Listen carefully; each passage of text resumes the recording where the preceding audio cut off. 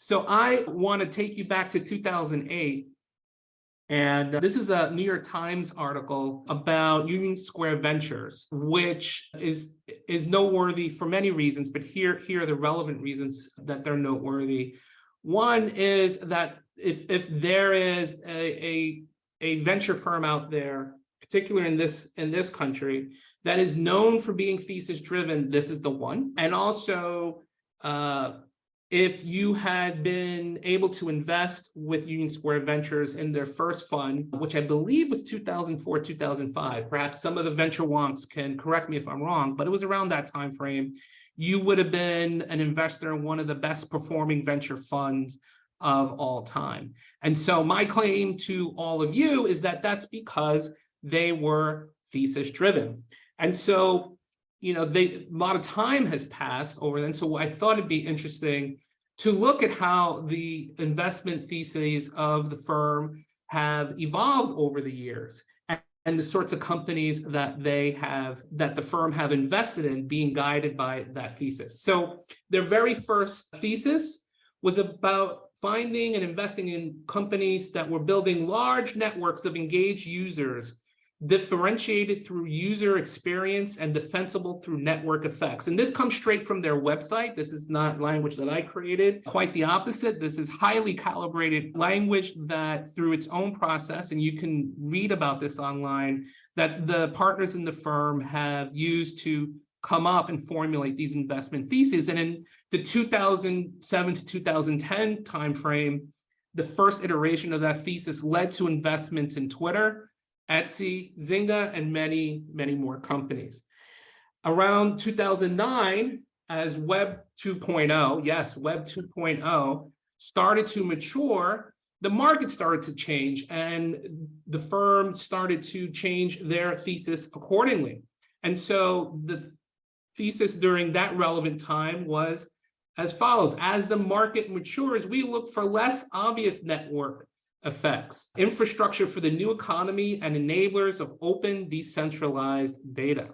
And this is the thesis that led to investments in Twilio, DuckDuckGo, and Coinbase, which I believe was one of the early bets that the firm made in any kind of blockchain or decentralized technology.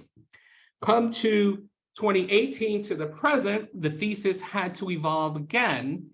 And in 2018, and in fact, right now, the thesis that the firm are working under says that they're looking for companies that are enabling trusted brands that broaden access to knowledge, capital, well-being by leveraging networks, platforms, and protocols. Notice how networks is still part of the thesis, but the firm are investing in a much, much broader set of companies. And just the 3 portfolio companies that have been announced that I have up here, there's a wide variety of technology markets or consumers that are being served. So Alife is trying to make in vitro fertilization more accessible and manageable for couples who are trying to conceive. Fiveable is a place where your kids or even yourself may have learned to study for AP exams. So it's an online repository and community for students who are trying to get 5s on the AP and soon who are trying to score really well on the SAT. So education. And then Mundi, I believe, may be one of the firm's first investments in Latin America. They're a Mexico City-based company that provides working capital for importers and exporters who are doing business across borders. So I've shown you 3 different iterations of the investment thesis for the same firm. So what is it? If you distill it into its elements, what is an investment thesis, and what must you have, or what must you consider in order to have one? And so here it is. Here's my definition of an investment thesis. It's a succinct expression of an investor's criteria based on their reasoned view of the world that guides how they allocate capital. And I've got a framework for thinking about this further. And it's the MUST framework, M-U-S-T. These are ingredients, not that you must have, although one of them you definitely must have in your investment thesis, but certainly you must consider them. And so they are markets, users, science and technology, and talent. So when we think about markets, we're asking ourselves, if we're going to do some of the deep dive thinking that Jordan was advocating earlier, you got to ask yourself, where do you see business model innovation or exponential growth taking off? When we think about users, it's all about trying to find out what are the emerging consumer behaviors that are going to get really, really big. Often, and a lot has been written about this, sort of big consumer shifts in consumer behaviors are not driven necessarily by incumbents, but by things that small groups of fanatics are doing in their garages, their backyards, or in their spare bedrooms. And those are the sort of things you want to discover as you're putting your investment thesis together. Next, science and technology. What's happening in the lab, whether that's in the dorm or in a private lab or in a government lab, that has the potential to be radically disruptive. And this is the sort of thing when we think about venture capital's roots and its history, these are the sort of things that VCs funded in the early days to a much greater degree than they do today. And it's something that you should definitely consider, if not have in your thesis. And finally, we land on talent. We end with the one that definitely must be in your investment thesis. So what do you believe about high potential entrepreneurs that you want to back? What are the values? What are the behaviors? If you're thinking deeply about your investment practice, you must be thinking deeply about people and the entrepreneurs you want to work with. And so to conclude, 3 things to take away: the hourglass, the cat, and the razor blade. So ultimately, investment theses are practical. So Emily had that question about how do you manage your time? How do you decide what you're working on in this moment? A thesis delivers focus that saves you time and energy and guides you in that allocation of your efforts and your energy.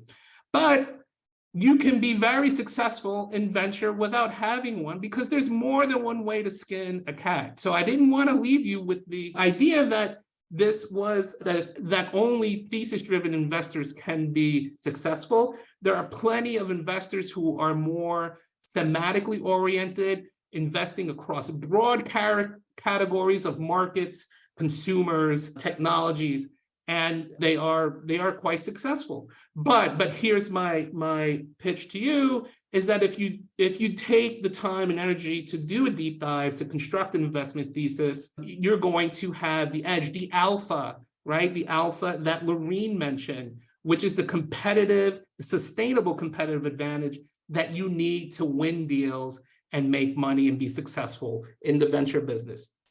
So that's it, except I have one more thing, of course, and this is to let you know that there are still seats left for the Venture Fluent course. In fact, if you liked what you heard me present very quickly about thesis-driven investing, there's still 2 seats actually in our beta cohort, so it's not a whole lot of room. You can apply to join the beta cohort at getventurefluent.com, which will redirect you to the Maven platform. And even if you're not interested in this cohort, leave me your email address there if I don't already have it, so that I can send you updates about future cohorts. And so we've got about 7 minutes left in the party. I want to open it up for Q&A. And I'm going to click on everyone's name so that you're all allowed to talk, if not show your camera. So just join in if you have questions about anything I talked about, anything that you heard our panelists discuss, or anything about the course. Everything's fair game. Hi, Jorge, can you hear me? I can, Emily. Perfect. Thank you so much for putting this together. I personally enjoyed and learned a lot. So one quick question about I guess, how long does it take, or how much time does it take usually to form an investment thesis? Like, I imagine that it's a comprehensive process, and the better understanding we have on the thesis, the better, I guess, the unique edge that we might be able to establish, right? So on average, like what do you see are the common practices that's been the amount of work that needs to be done in this area, in this a team effort? And do you usually engage with third parties, for example, people who understand the technology deeply, people from research institutions? So what is the depth and the scope of this undertaking? Yes, great question. So here's the answer. Jean said it. She said you have to have, if you're going to be in this business, a commitment to lifelong learning. And I think if you ask the best investors who identify as thesis driven, they will say that I've been working on this thesis for pretty much for as long as I've been working, or maybe even longer. Like you heard what Jordan said, like his approach to consumers very much influenced by the family environment he grew up in. And so that's sort of the long-term answer to your question, Emily. In the short term, it depends on a number of factors. One, are you investing alone, or are you investing with partners, right? I think of another firm that jumps to mind as the sort of iconic thesis-driven firm is Emergence Capital Partners. They, in the early days, they were early investors in Salesforce, and they created the venture category of SaaS, software as a service, before it was common for VCs to dedicate themselves thematically or even in a thesis-driven way to investing in those categories. They took several years, the three partners who founded that firm, to kind of come together and gel, not only sort of cognitively as being on the same page, about being thesis driven and what that thesis would be, but also as a team. If you're investing solo, as a solo investor, you don't have to take as long, right? You can get high conviction on a market, on a user trend, a consumer trend, on a particular technology or on talent, and you can run with it. And that's one of the great things today, is that you don't need a whole lot of capital to start executing and testing your thesis. There are plenty of ways to get in business without raising a whole fund. And so it really depends. I will say that the work, if you're a lifelong learner, the work is never done. And so you can invest as much as you want. And I would give you the same advice, Emily, that I'd give to an entrepreneur, that in fact gave to a student entrepreneur earlier today, is don't stay in the building. You asked about talking to domain experts. Absolutely. You have to get out of the building, to use Steve Blank's famous admonition, and talk to domain experts and start putting your ideas in the wild to get them tested. Thank you. That's so helpful. Good. Great. More questions. David asks, do you happen to have a must-read listen list in the topic to recommend? It would be great to have one to complement the course. David, if you can clarify, do you mean on the topic of thesis-driven investing? Yes, correct.